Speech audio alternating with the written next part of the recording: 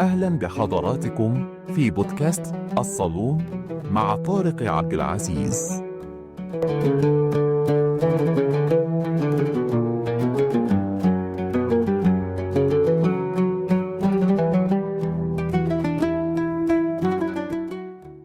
أهلا وسهلا بحضراتكم. هنتكلم النهاردة إن شاء الله عن حاجة يمكن كل واحد فينا مر بيها في وقت من الأوقات. هنتكلم عن عزة النفس، وعن ناس كتيرة محتاجة، لكن عزة النفس بتمنعها إنها تمد إيدها أو تشتكي. في ناس حوالينا تعبانة وموجوعة ومحتاجة دعم، سواء كان دعم مادي أو حتى كلمة طيبة بتخفف عليهم. بس تلاقي الناس دي ساكتة، لا بيشتكوا ولا بيطلبوا ولا حتى بيقولوا اللي جواهم. وده ليه؟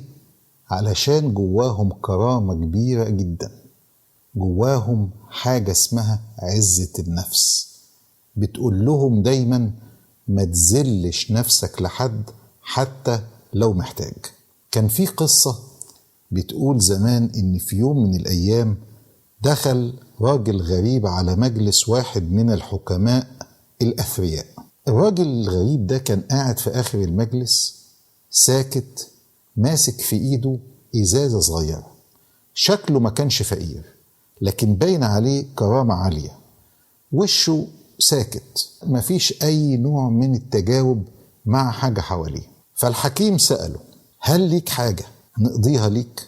لكن الراجل الغريب قال له: أنا مش طالب مساعدة، أنا جاي أبيع لك الإزازة دي، ودي فيها شيء غالي جدا، وأنا اخترتك مخصوص لأنك هتقدر قيمتها.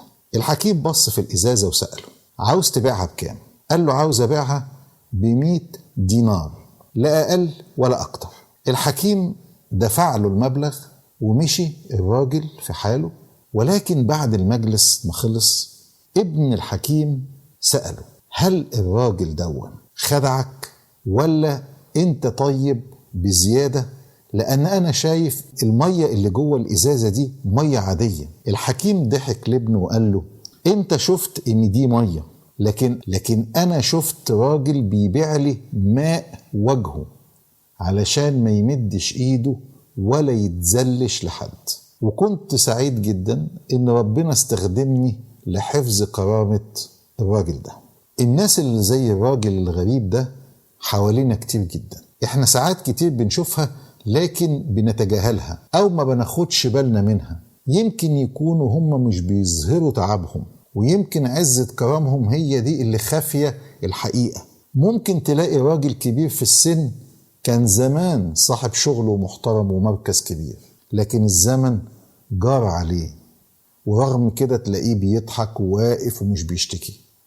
أو ست أرملة عندها عيال كتيرة ومش عايزة تبين إنها مكسورة، كل يوم بتكافح وبتلبس وش القوة قدام ولادها وقدام الناس، بس جواها وجع كبير. ممكن نلاقي حوالينا شاب متعلم ومحترم ومتفوق، ولكن ما عندوش واسطة، مش عارف يوصل، مكسوف إنه يطلب من الناس، لكن بيحاول كتير. ولكن ممكن يكون إن الظروف اللي حواليه مش مدياله فرصة شغل. هو حاسس إن قيمته كبيرة، لكن بيحاول وبيعافر. عزة نفسه مش بتخليه إن هو يتذلل لحد. عزة النفس عمرها ما كانت غرور أو كبرياء كذاب. عزة النفس فطرة في كل إنسان محترم، بس يمكن المجتمع محتاج يبقى واعي، ومحتاجين نفتح عينينا، ومحتاجين نشوف الناس اللي ساكتة واللي جواها وجع، ونمد ايدينا من غير ما نجرح حد.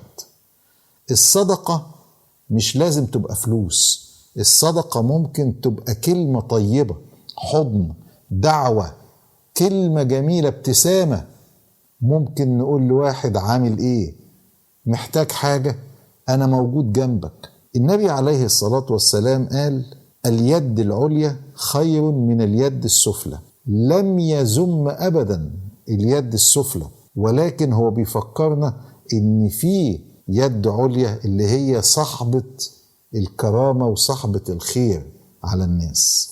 خلي بالكم من اللي حواليكم، اسألوا على اللي غايب، وعلى اللي ساكت وعلى اللي بيضحك علشان بيخبي كرامة وبيخبي وجع. الناس دي جواها جبال من الكرامة، بس ساعات الكرامة دي بتكون سجن بيحبس الوجع، بيمنع الشكوى. لو قدرت تساعد ساعد من غير ما تفتح جرح ومن غير ما تستنى شكر. يمكن تكون مساعدتك دي هي البلسم الوحيد لجراح سكتة. يمكن دعوة واحدة من قلب مكسور تفتح لك أبواب السماء. في الآخر بقول سلام على كل من يحفظ ماء وجهه، وسلام على كل من يواسيه دون أن يجرحه. تحياتي، ونلتقي إن شاء الله في حلقة جديدة من الصالون مع طارق عبد العزيز.